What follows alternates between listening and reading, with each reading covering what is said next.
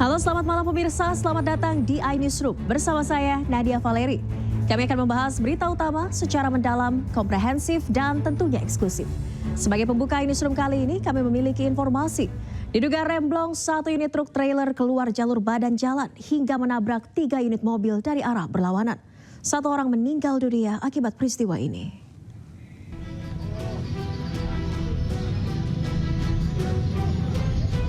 Inilah situasi pasca tabrakan beruntun yang terjadi di inti kota Aik, Kanopan, Kabupaten Labuhan Batu Utara, Sumatera Utara.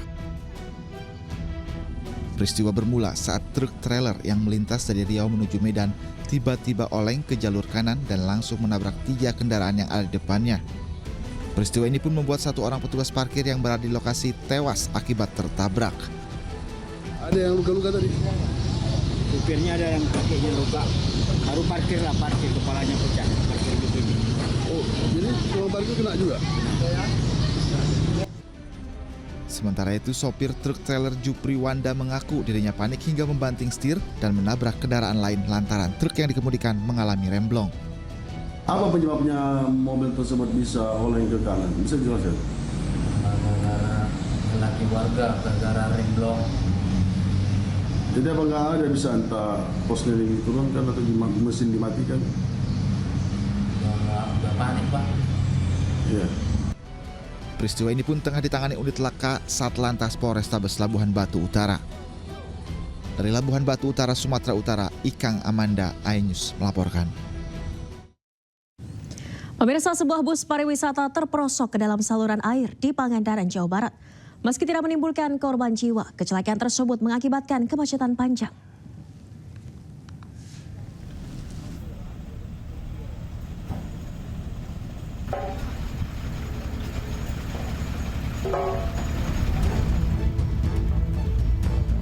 Diduga sopir tidak memahami medan jalan, sebuah bus pariwisata kehilangan kendali saat menikung dan menanjak hingga terperosok ke saluran air di Pangandaran, Jawa Barat, usai perjalanan wisata dari pantai Pangandaran. Para penumpang dievakuasi menggunakan bus cadangan. Tidak ada korban jiwa dalam kejadian ini, namun arus lalu lintas dari arah Banjar maupun sebaliknya mengalami kemacetan hingga 5 km. Sementara itu, Satuan Lalu Lintas Polres Pangandaran langsung melakukan rekayasa lalu lintas dengan sistem buka tutup jalur untuk mengurai kepadatan kendaraan. Bisnya arah pulang tadi kejadian pukul 13. Memang di Pangandaran untuk wisatawan yang datang bervariasi, ada yang datang pagi, siang, sore, begitu juga malam. Namun pada saat kepulangan mayoritas setelah check out hotel. Pada saat jam 12 sampai pukul 15, disitulah kepadatan kepulangan wisatawan, sehingga kita prioritaskan untuk masyarakat yang pulang dahulu. Di luar jam tersebut pukul 13 sampai 15 kita prioritaskan yang datang. Evakuasi bus selesai dilakukan pukul 15 waktu Indonesia Barat. Sementara arus lalu lintas mulai kembali normal. Pihak kepolisian mengimbau wisatawan dan pengendara untuk berhati-hati, terutama di medan jalan yang menantang seperti tikungan Karangan ini. Dari Pangandaran, Jawa Barat, Irfan Ramdiansyah, iNews melaporkan. Pemirsa, arus lalu lintas di jalur objek wisata Lembang hari ini terpantau kembali padat. Untuk mengantisipasinya, Satuan Lalu Lintas Polres Cimahi melakukan rekayasa lalu lintas.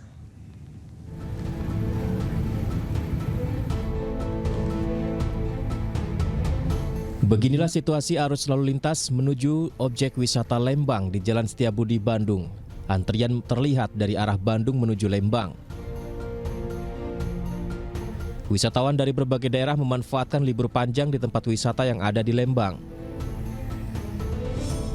Mengantisipasi kepadatan kendaraan di jalur objek wisata Lembang, Satuan Lalu Lintas melakukan beberapa rekayasa seperti pengalihan arus dan one way. Personil di titik-titik rawan kemacetan, terutama di tempat wisata maupun pemakan. Untuk mengatasi kepadatan tersebut, kita lakukan CBCB one way demikian. Kendaraan milik pribadi baik lokal maupun kendaraan luar Bandung terlihat terus berdatangan ke Lembang untuk menghabiskan masa liburan. Kemacetan di kawasan Lembang terus terjadi hingga berakhirnya libur Imlek.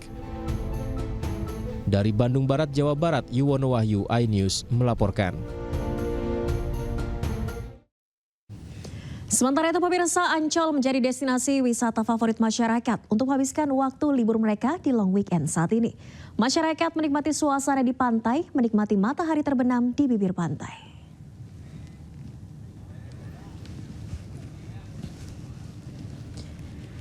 Di libur panjang kali ini, masyarakat di Jakarta dan sekitarnya banyak mengunjungi tempat wisata di Jakarta. Salah satunya Taman Impian Jaya Ancol. Masyarakat yang mengunjungi Taman Impian Jaya Ancol tidak hanya dapat menikmati permainan yang berada di Dufan. Masyarakat dapat menikmati suasana pantai di Pantai Ancol. Banyak masyarakat yang memilih Ancol sebagai tempat wisata favorit mereka. Selain dekat, harga tiket di Ancol juga terjangkau. Masyarakat membawa keluarga mereka untuk menikmati suasana pantai, berenang, dan menikmati indahnya senja di Pantai Ancol.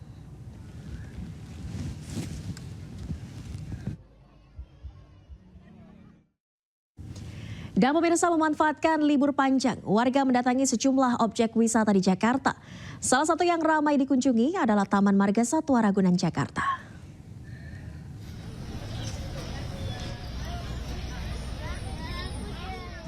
Ya pemirsa, beginilah suasana di Taman Marga Satwa Ragunan yang begitu ramai didatangi pengunjung. Memanfaatkan periode libur panjang akhir pekan Isra Mi'raj dan Tahun Baru Imlek, Taman Ragunan masih menjadi objek wisata favorit keluarga. Sejumlah hewan menjadi daya tarik seperti gajah, komodo, dan burung unta. Pengunjung juga bisa memanfaatkan waktu liburnya dengan piknik makan bersama keluarga di Taman Ragunan. Ragunan juga menyediakan sejumlah wahana permainan anak. Dari pagi hingga siang hari tadi, 8.000 tiket telah ludes terjual. Diprediksi hari ini total pengunjung akan mencapai 32.000 orang.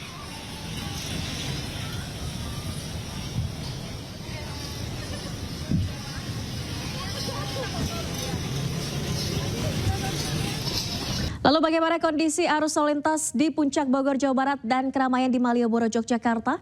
Kami telah terhubung dengan rekan Galih Wisma di kawasan Malioboro, Yogyakarta dan Hendri Aprila di kawasan Puncak Bogor. Selamat malam rekan-rekan, saya ke Galih Wisma terlebih dahulu. Selamat malam Galih, bagaimana situasi arus lalu lintas saat ini di Malioboro? Baik, terima kasih Valeri dan juga pemirsa. Tepat di mana saya melaporkan malam hari ini di kawasan Malioboro, Jakarta, arus lalu lintas kembali padat dipadati oleh ribuan wisatawan dari berbagai daerah. Tadi memang pukul 6 sore sempat ditutup jalan menuju Malioboro. Namun malam hari ini pukul 7 malam ini kembali dibuka dan akhirnya kembali terjadi kemacetan lagi di sepanjang jalan Malioboro ini. Memang pada momen libur Natal dan Tahun Baru ini kawasan Malioboro tetap menjadi kawasan favorit para wisatawan dari berbagai daerah untuk menikmati malam di Yogyakarta. Jika di hari biasa kawasan Jalan Malioboro ini dibuka, namun pada momen libur panjang ini tetap dibuka ya. Maksud saya pada selain momen libur panjang ini ditutup Jalan Malioboro, namun pada momen libur panjang ini kawasan Malioboro dibuka, akhirnya jadi kemacetan. Dan di Malioboro ini, kawasan Malioboro ini para wisatawan juga menikmati malam dengan berbelanja oleh-oleh maupun duduk santai di sepanjang pedestrian Malioboro. Itu Valeri. Baik, dari kawasan Malioboro, Yogyakarta, pemirsa, kita akan menuju ke Simpang Gadok, Puncak, Jawa Barat. Selamat malam Henry. Bagaimana dengan arus lalu lintas di Puncak Bogor di momen long weekend ini?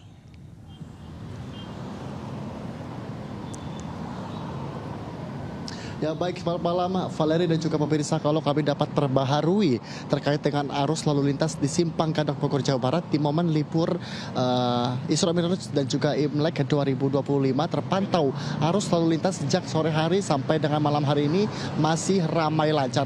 Mengingat untuk kondisi kendaraan saat ini ramai lancar sehingga arus lalu lintas yang diterapkan oleh pihak polisian masih diberlakukan sistem one way dari arah Puncak menuju ke Jakarta. Adapun pihak polisian kepolisian juga menerapkan rekayasa lalu lintas seperti halnya ganjil genap dan juga one way atau sistem satu arah yang tentunya ini untuk mengurai kepadatan atau mengantisipasi pelonjakan kendaraan. Kemudian kalau informasi yang kami terima, ini kendaraan yang masuk dari Jakarta menuju ke Puncak ini tercatat mencapai 32.000 kendaraan. Kemudian untuk kendaraan dari arah Puncak menuju ke Jakarta tercatat mencapai 24.000 kendaraan.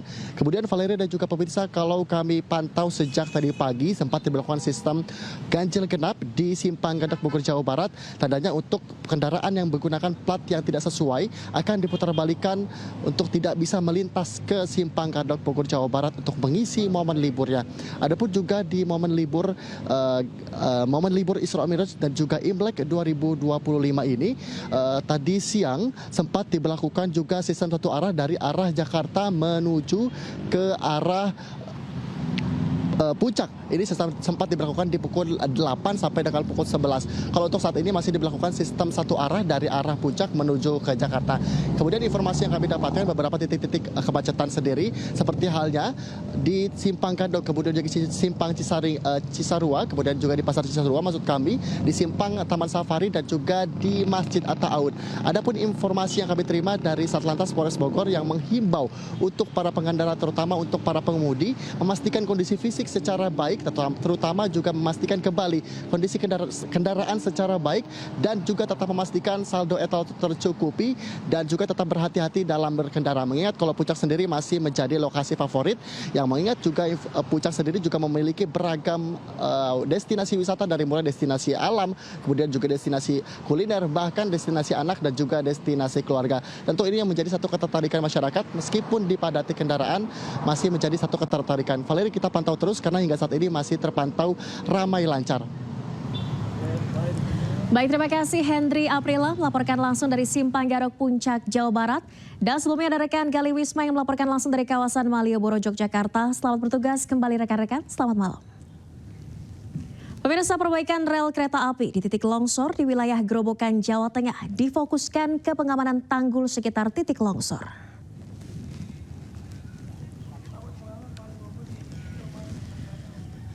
Penghentian pengerjaan rel tersebut untuk memastikan tanggul di sekitar rel yang masih menganga. Dikhawatirkan jika hujan maka rel akan kembali banjir. PT KAI juga telah berkoordinasi dengan Balai Besar Wilayah Sungai untuk mempercepat pengerjaan penutupan tanggul Sungai Tuntang di samping rel perlintasan kereta api. PT KAI juga meminta maaf kepada seluruh pelanggan kereta api karena semua perjalanan dialihkan dan sebagian lagi dibatalkan. Ya, untuk saat ini kita juga menunggu arahan dari atasan, tapi kita rencana mau bikin konstruksi darurat ini untuk menanggulangi misal ada air datang lagi, dan untuk kedepannya ya kita menunggu perkembangan dari atasan. Pemirsa, tim gabungan dari TNI, Polri, dan Dinas Kesehatan dan Palang Merah Indonesia Kabupaten Pekalongan melaksanakan pengobatan gratis bagi warga terdampak bencana tanah longsor di Kecamatan Petung Kriono.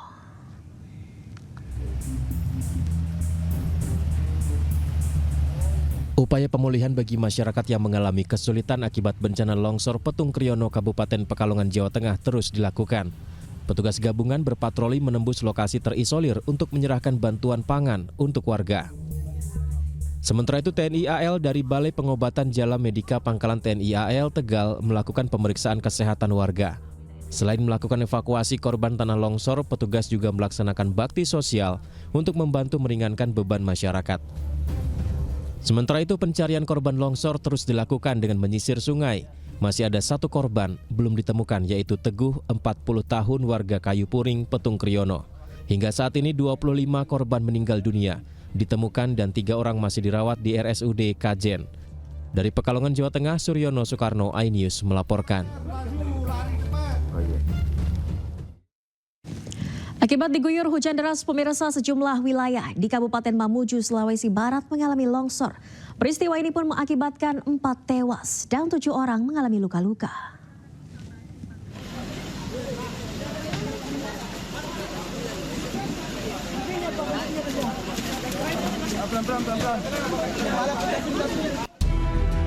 4 warga di lingkungan Tapodede, Kecamatan Mamuju, Kabupaten Mamuju, tewas usai tertimbun tanah longsor pada Minggu malam. 4 korban tewas dalam peristiwa tersebut diantaranya Nasrul 40 tahun, Nurlela 24 tahun, Aisyah 4 tahun, dan 1 balita berumur yang baru berusia 1 bulan. Selain itu, peristiwa longsor juga mengakibatkan 7 lain mengalami luka-luka dan setidaknya 2 bangunan rusak parah akibat diterjang longsor. Menurut informasi ada 3 titik longsor. Ya, yang baru dilewati baru 1, ini yang keduanya nih. Yang kedua nih. Siap. Jadi berapa korban longsor tadi malam, Pak? Kalau informasi tadi malam ada 3 yang meninggal dunia. 4 meninggal dunia. Ya, yang luka-luka? Kalau luka berat itu informasinya 7. Ya. Sementara sudah semua dirawat. Sudah dievakuasi ke rumah sakit semua. Iya. Longsor juga mengakibatkan akses jalan menuju lokasi terisolasi akibat tertutup material longsoran. Dari Mamuju, Sulawesi Barat, Frendi Christian, iNews melaporkan.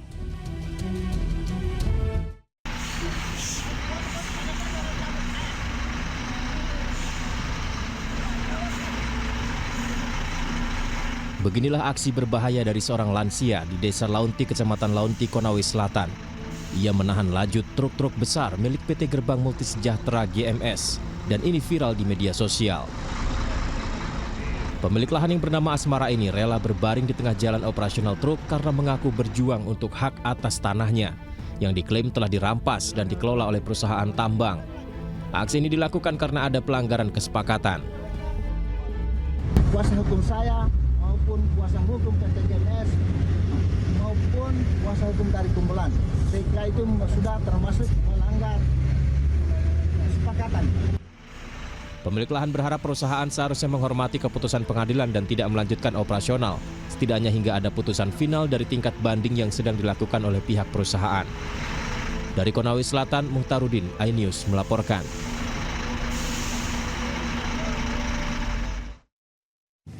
Kita ke informasi selanjutnya, pemirsa. Mantan Kasat Reskrim Polres Metro Jakarta Selatan AKBP Bintoro diperiksa Propam Polda Metro Jaya diduga terkait kasus pemerasan. Bintoro diduga memeras tersangka kasus pembunuhan sebesar 20 miliar rupiah.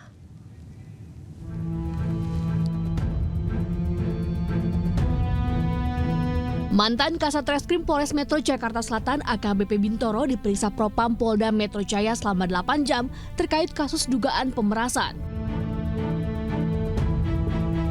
AKBP Bintoro diduga menerima uang sebesar 20 miliar rupiah dari tersangka kasus pembunuhan yang merupakan anak dari penyedia klinik kesehatan dengan iming-iming menghentikan penyidikan serta membebaskan tersangka.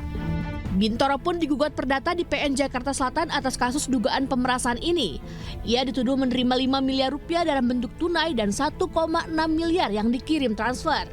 Bintoro pun buka suara dan membantah tuduhan pemerasan tersebut. Hingga saat ini, proses perkara telah dinyatakan P21 dan dilakukan pelimpahan ke JPU dengan 2 tersangka yaitu Saudara AN dan Saudara B beserta barang buktinya untuk disidangkan. Karena kami tidak menghentikan perkara yang dilaporkan, selanjutnya pihak TSK atas nama AN tidak terima dan memviralkan berita bohong tentang saya melakukan pemerasan terhadap yang bersangkutan. Faktanya semua ini fitnah. Dari kemarin saya telah dilakukan pemeriksaan oleh Propam Polda Metro Jaya kurang lebih 8 jam dan handphone saya telah disita dan diamankan. Sebelumnya pada April 2024 lalu, Polres Jakarta Selatan menangkap Arif Nugroho dan Muhammad Bayu dalam kasus kekerasan seksual dan penyalahgunaan narkotika terhadap 2 remaja putri yang salah satunya tewas di sebuah hotel di Kebayoran Baru, Jakarta Selatan. Proses perkaranya telah dinyatakan P21 beberapa bulan kemudian dan dilimpahkan ke JPU untuk segera disidangkan. Tim Liputan, iNews melaporkan. Kita ke informasi lainnya pemirsa, hari ke-6 pembongkaran pagar laut di pesisir utara Tangerang, Banten masih terus dilakukan. Hari ini proses pembongkaran mulai fokus pada kawasan Mauk yang memiliki rintangan berupa ukuran bambu yang lebih besar.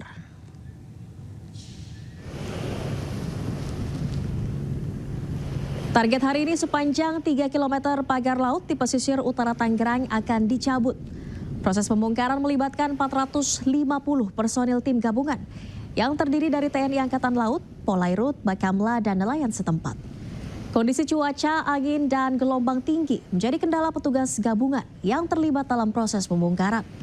Selain itu, beberapa titik di kawasan Mauk ditemukan bambu yang menancap lebih dalam, serta rapat satu dan lainnya. Sementara itu tersisa 15 km pagar laut yang rencananya akan rampung dalam 4 hari ke depan.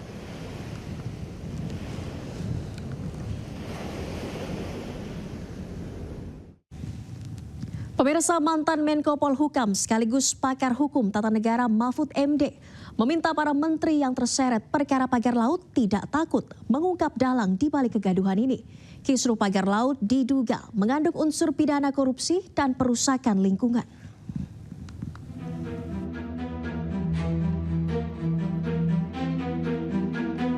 Mantan Menko Polhukam sekaligus pakar hukum tata negara Mahfud MD meminta para menteri yang terseret perkara pagar laut di Tangerang, Banten tidak takut untuk mengungkap dalang di balik kasus ini.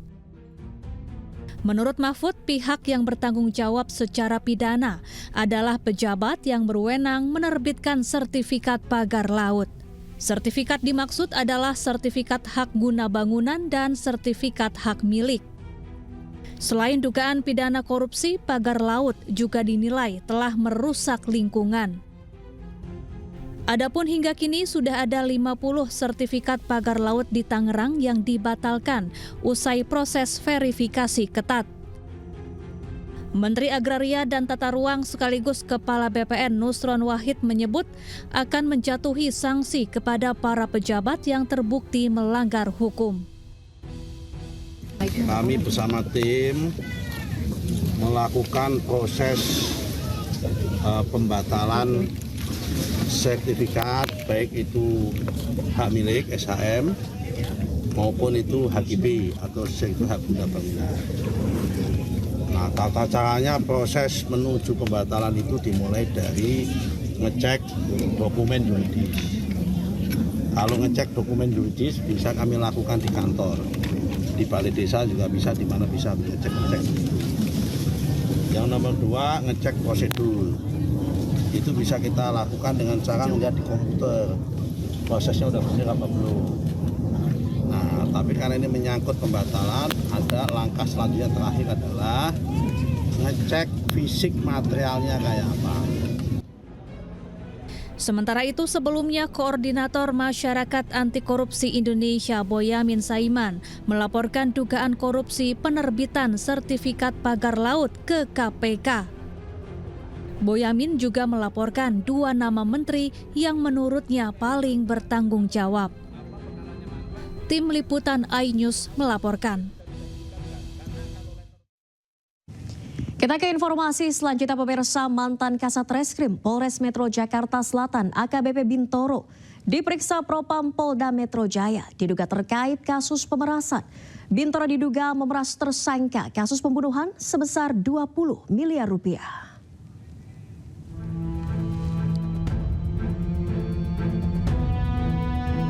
Mantan Kasat Reskrim Polres Metro Jakarta Selatan AKBP Bintoro diperiksa Propam Polda Metro Jaya selama 8 jam terkait kasus dugaan pemerasan.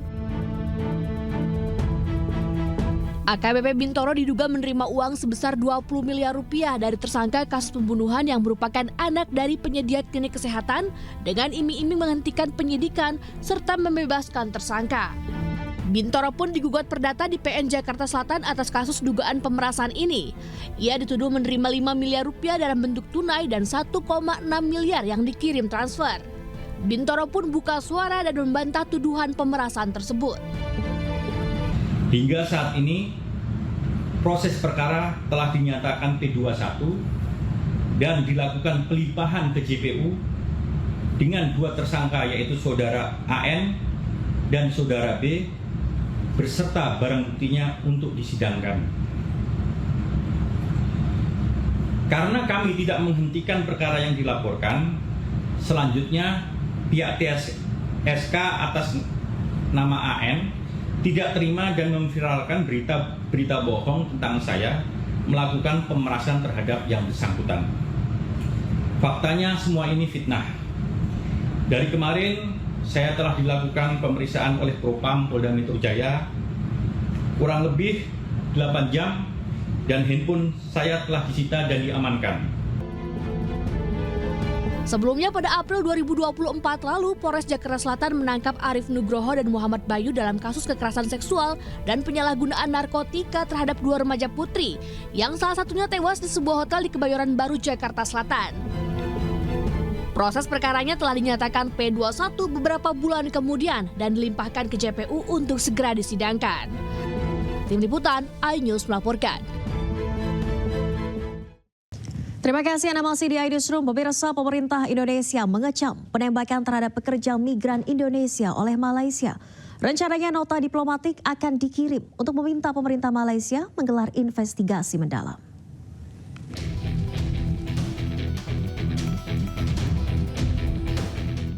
Kecaman diberikan pemerintah melalui Kementerian Perlindungan Pekerja Migran Indonesia. P2MI juga mendesak pemerintah Malaysia untuk segera melakukan investigasi menyeluruh atas insiden yang terjadi. Ya, jadi kami mendorong agar penyelidikan ini bisa dilakukan secara komprehensif ya, agar informasinya bisa terang benderang, bisa transparan, sehingga ketahuan apa yang sebenarnya terjadi. Tapi yang pasti yang kami lihat di sini ada dugaan penggunaan kekuatan berlebihan. Karena sebetulnya kalau bicara soal pekerja migran ini kan bisa hanya ditangkap aja atau tidak perlu sampai penggunaan sampai ditembak seperti itu ya, sampai apalagi ada yang meninggal. Rencananya KBRI di Kuala Lumpur juga mengirimkan nota diplomatik untuk mendorong penyelidikan atas insiden tersebut, termasuk kemungkinan penggunaan excessive use of force. Sebelumnya dari hasil investigasi sementara, penembakan dilakukan oleh Otoritas Maritim Malaysia, Agensi Penguat Kuasa Maritim Malaysia. Penembakan dilakukan di perairan Tanjung RHU Malaysia, 1 orang tewas dan 4 lainnya terluka. Tim Liputan, iNews melaporkan. Dan pemirsa, seperti apa upaya pemerintah untuk meminta pemerintah Malaysia menggelar investigasi mendalam terkait penembakan 5 pekerja migran Indonesia di Malaysia? Kami telah terhubung dengan Inspektorat Jenderal Kementerian Perlindungan Pekerja Migran Indonesia, I Ketut Suwardana. Selamat malam Pak Ketut, apa kabar? Selamat malam Mbak Valeri, kabar baik, salam sehat selalu. Salam sehat Pak Ketut, sejauh ini bagaimana update untuk investigasi mendalam terkait kasus penembakan ini? Terima kasih Mbak Valeri. Pertama tentu kami dari Kementerian Pekerja Migran Indonesia menyampaikan berduka cita yang mendalam atas meninggalnya satu warga kita. Yang kedua tentu menyampaikan semoga yang saat ini lagi dalam proses perawatan diberikan kesembuhan. Berdasarkan informasi dan koordinasi yang telah kami lakukan dengan atasnya kepolisian Indonesia yang ada di Kuala Lumpur dan juga KBRI di Kuala Lumpur, kami mendapat beberapa informasi penting. Yang pertama tentu berkait dengan upaya kementerian kami untuk terus memonitoring perkembangan tersebut. Memang benar bahwa memang telah terjadi sebuah insiden penembakan terhadap 5 WNI kita atau PM kita di perairan atau Tanjung Ru di wilayah Selangor, Malaysia. Demikian. Baik, penyebabnya sudah diberitahu oleh otoritas Malaysia, Pak Ketut?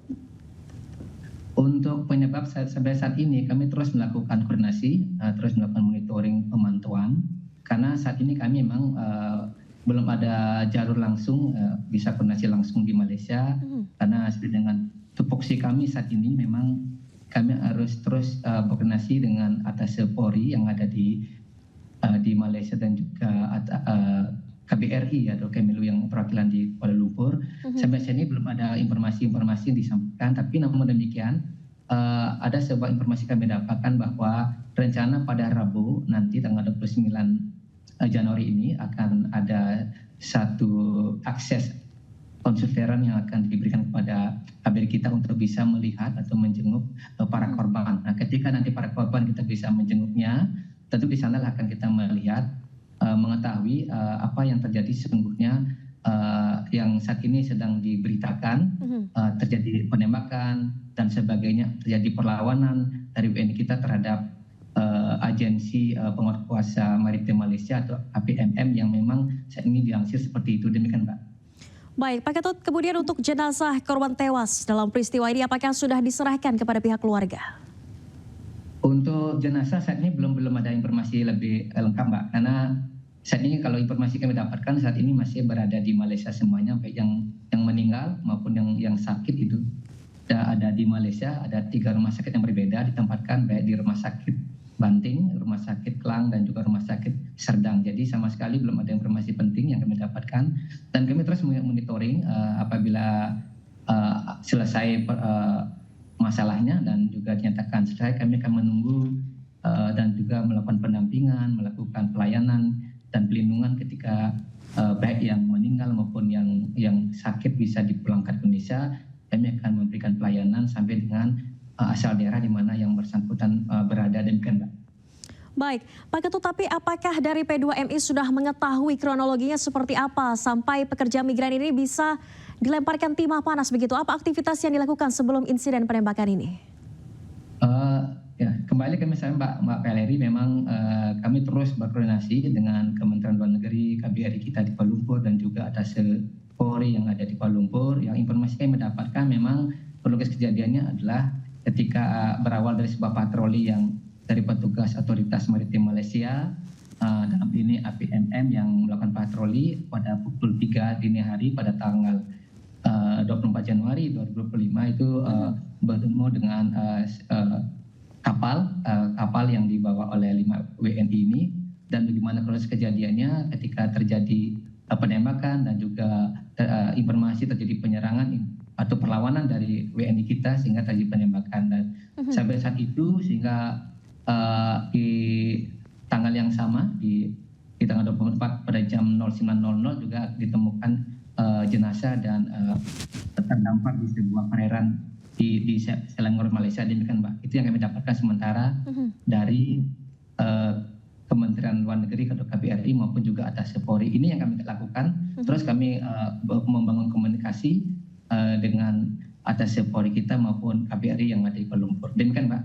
Baik, Pak Ketut, ini untuk identitas korban tewas apakah sudah diketahui dan diberitahu oleh pihak keluarganya di Indonesia? Kalau untuk korban tewas memang sampai saat ini kami belum mendapatkan. Kami sampaikan belum mendapatkan dari 5 orang itu. Memang kami sudah mendengar dari beberapa disampaikan ada 1 orang memang atas inisial MH ya. Itu keluarganya ada di Aceh dan sudah berkomunikasi. Tadi kami dengar wawancara dengan TV One dan sudah membenarkan itu adalah keluarganya. Tapi untuk detailnya kami nanti akan melihat, akan hadir berkomunikasi langsung dengan pihak korban karena informasi berasal dari Aceh. Nanti kami akan meminta kepala balai kami di Aceh untuk mendatangi pihak korban dan tentu akan menggali hal-hal yang terkait dengan keberadaan daripada yang bersangkutan dalam ini inisial MH ini berada di Malaysia. Demikian, Pak. Baik, terima kasih Pak Ketut. Semoga titik terang segera ditemukan terkait kasus penembakan ini dari otoritas Malaysia apa penyebabnya. Terima kasih banyak. Ketut Suwardana, Irjen Kementerian P2MI telah bergabung di iNewsroom. Sehat selalu, selamat malam. Terima kasih.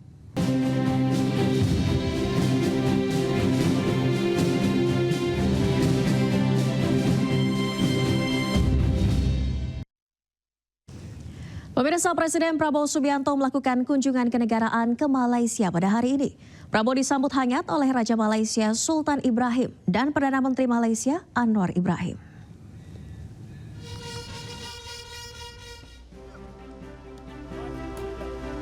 Presiden Republik Indonesia Prabowo Subianto disambut upacara kenegaraan di Istana Negara Malaysia Senin pagi.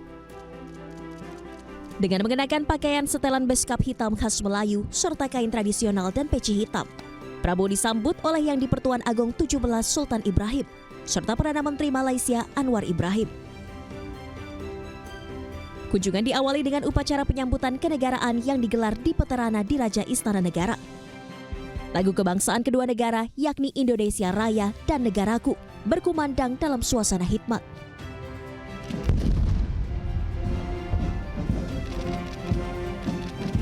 Dentuman meriam sebanyak 21 kali turut menandai penghormatan kepada Presiden Prabowo. Setelah upacara, Presiden Prabowo menghadiri audiensi dengan Raja Malaysia Sultan Ibrahim di Dewan Seri Maharaja. Presiden Prabowo kemudian menerima tanda kehormatan tertinggi dengan gelar Darja Kerabat Johor yang amat dihormati pangkat pertama. Kunjungan kenegaraan ini mencerminkan ikatan persahabatan yang kuat dan istimewa antara Malaysia dan Indonesia. Sekaligus merupakan kunjungan kenegaraan pertama kepala negara dari luar negeri ke Malaysia sejak pelantikan Sultan Ibrahim sebagai Raja Malaysia. Tim Liputan iNews melaporkan. Pemirsa, pemerintah berencana menambah anggaran makan bergizi gratis sebesar 100 triliun rupiah. Peningkatan biaya tersebut dilakukan untuk menjangkau 82,9 juta penerima hingga akhir tahun 2025.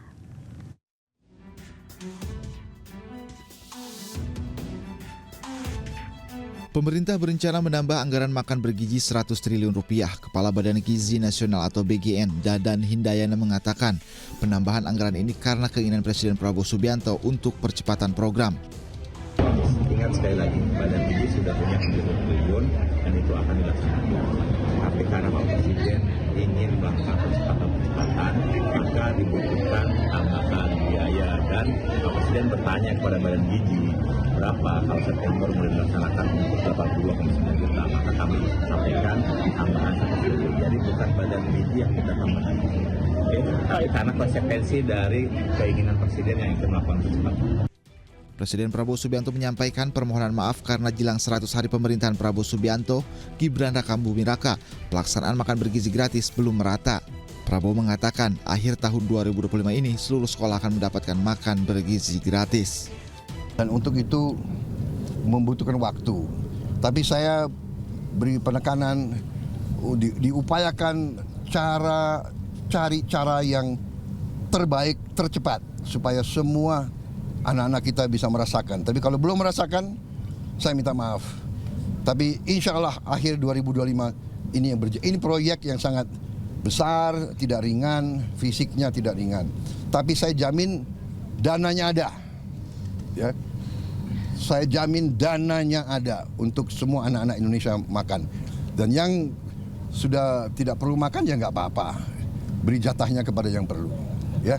Dana tambahan 100 triliun rupiah ini diperuntukkan untuk menjangkau 82,9 juta penerima hingga akhir 2025. Keputusan dana tambahan tersebut akan diumumkan oleh Presiden Prabowo Subianto.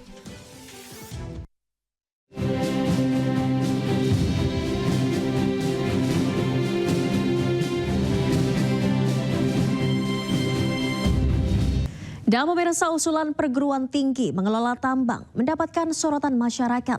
Kampus pun menyoroti kesiapannya jika kebijakan ini akan diberlakukan.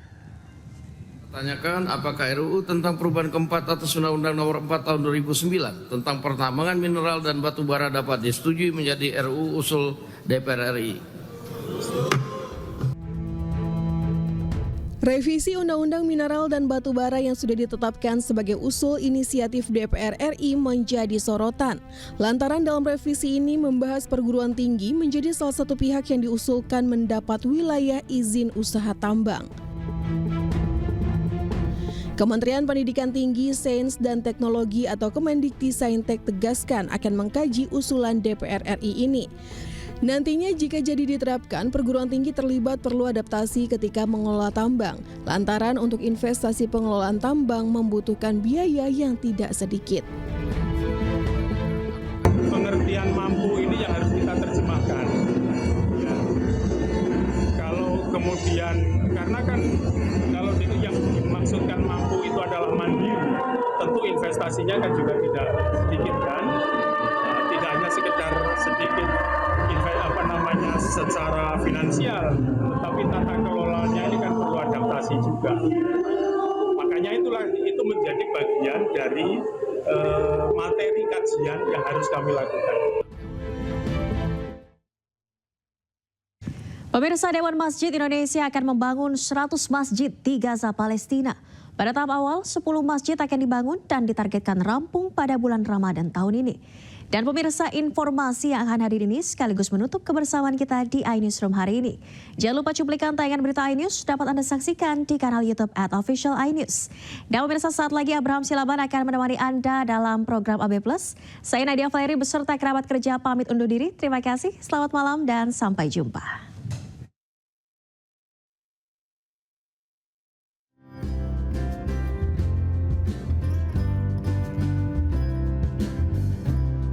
Dewan Masjid Indonesia akan membangun 100 masjid semi permanen di Gaza, Palestina. Pada tahap awal, DMI akan membangun 10 masjid lebih dulu dan ditargetkan rampung pada bulan Ramadan tahun ini. Pembangunan masjid ini diperkirakan menelan biaya 30 hingga 40 miliar rupiah. Masjid-masjid di Indonesia diimbau mengalokasikan 5 hingga 10% dari dana zakat, infak, dan sedekah untuk Gaza, Palestina. Karena itu maka kita putuskan bahwa Dewan Masjid akan membantu membangun masjid-masjid sementara yang 1000 itu kehilangan kita di Gaza.